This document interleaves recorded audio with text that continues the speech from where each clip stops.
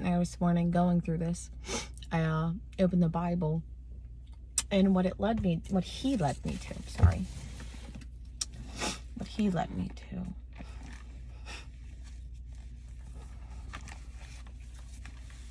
was 1 Kings, and it was chapter 10, Solomon and the Queen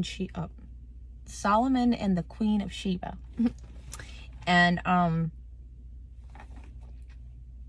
going to read a little bit to you.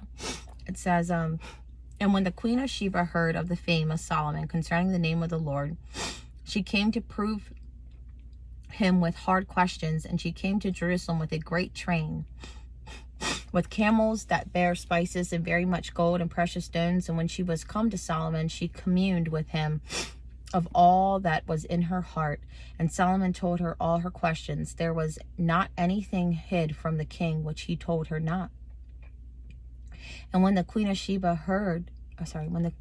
Sheba had seen all Solomon's wisdom and the house that he had built, and the meat of his table, and the sitting of his servants, and attendance of his ministers, and their apparel, and his cupbearers, and his ascent by which he went up unto the house of the Lord, there was no more spirit in her.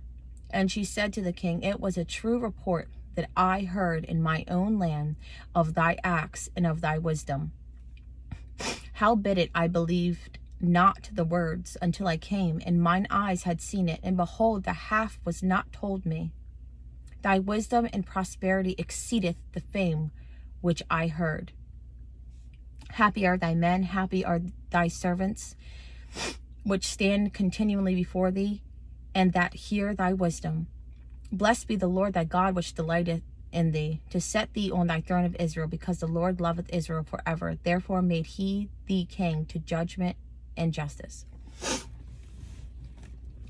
And she gave the king 120 talents of gold and spices, very great store, and precious stones. There came no more such abundance of spices as these which the Queen of Sheba gave to King Solomon.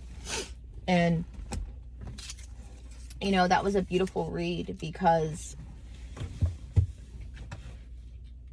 you know, God's been telling me lately, and I don't know, maybe, and I feel like this is just a long message, and there's like a bunch of messages inside this message. Sorry if it's everywhere. Sometimes God just be, but he's been telling me lately, which is not even like, this has been a while, but you know, it's been more pressed on me lately. If you build it, they will come. Solomon built it, and they came. So I feel like that's a pressing on his people too. And if you're seeing this, that it's a pressing for you too. If you build it, they will come. Solomon was doing great things, and he was doing such great things that everyone was hearing about it. People were talking about him in a different land, in a different place. So much so that Sheba had to come and see it. She was so drawn to what these people were saying. She was like, I need to go see if this is real. I hear all these good things about this man. And she, in the sense of it, she did not believe. She did not believe that the good things that they were saying about Solomon, that they were true. She had doubt. And so even with yourself, while you are building what God is calling you to build, there are going to be people talking, and there probably is even now. Even now, people are talking about you. And they're talking about your character, what you're doing, and even the people around you, right? Because and how you treat them. It is being discussed right now. And somebody is about to come and seek you out to see if what they are hearing is true. And when they come and seek you out and they find out that indeed what they have heard is true, they are going to bless you. They're going to bless you because of your character, because of how you treat the ones around you, because of what you built. It is literally an honor of God. It is literally for him. You are a person for God, and you love the Lord, and everything you do is for him, and it shows, and people are seeing it all around you. People are watching you. And they are going and they are talking about it. They are talking about what you are doing and how you treat people and how you carry yourself and whatever God is calling you to build. People, if they haven't seen it yet, they are about to be seeing it, and people are going to be seeking you out. And when they come and they seek you out, and even if they are maybe doubtful, so they're coming just to like, let me check you out here, let me check you out here, don't be offended by it. Let them see who you are, you know, because God, it's going to speak. And clearly for King Solomon, it spoke. You know, Sheba came there. What's the word? I just said it. I'm so sorry.